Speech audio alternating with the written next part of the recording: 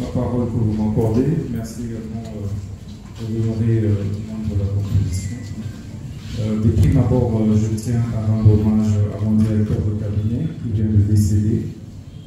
Vous n'êtes pas là pour ça. Vous n'êtes pas là pour ça. Je suis en train de... S'il vous plaît,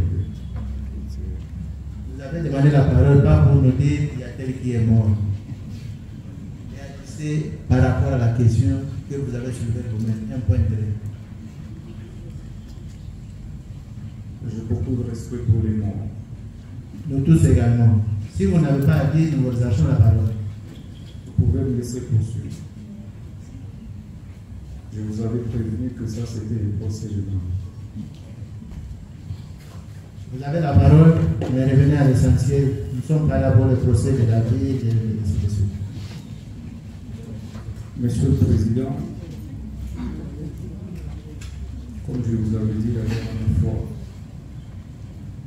je suis ici pour faire face à un procès de la vie. Laissez-moi parler.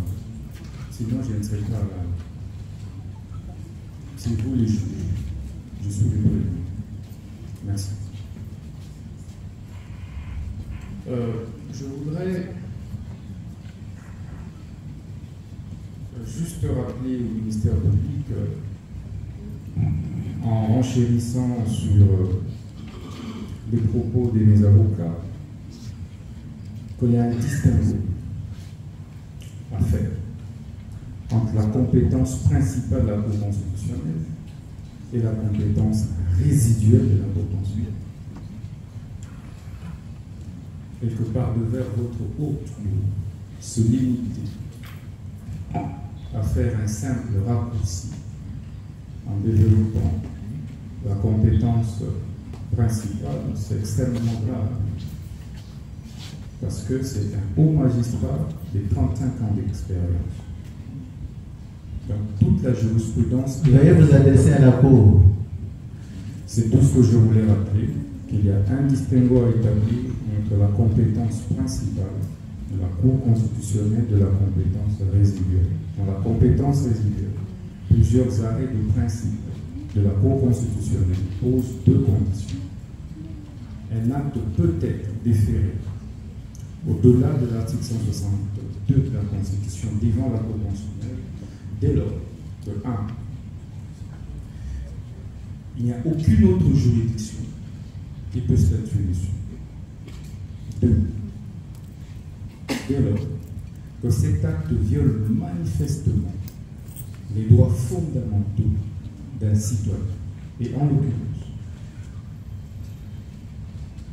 mes droits, en général, à la défense, ont été systématiquement violés.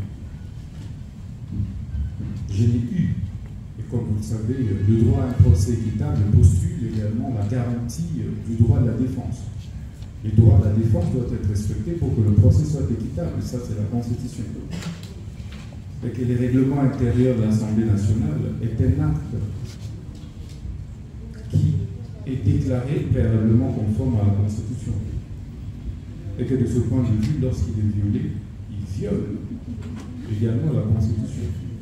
Donc il ne peut pas dire, en banalisant, comme si on amenait, je ne sais pas moi, un mouton ou un porc à l'abattoir. Mais si c'est le cas, mais il aurait dû m'égorger depuis. Ici, on parle des droits fondamentaux des citoyens. Et vous êtes juge pour les préserver. J'ai démontré ici pendant plus de 12 heures à 14 heures. Adressez-vous à la Cour. Je suis en train de m'adresser à vous, président. Oh.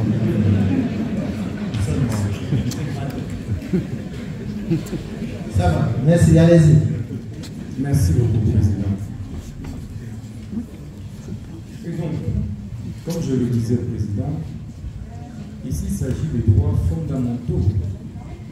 On ne m'a pas donné l'occasion de présenter mes moyens de défense. Et je suis convaincu que si cela m'avait été accordé, on ne serait pas des non-dits.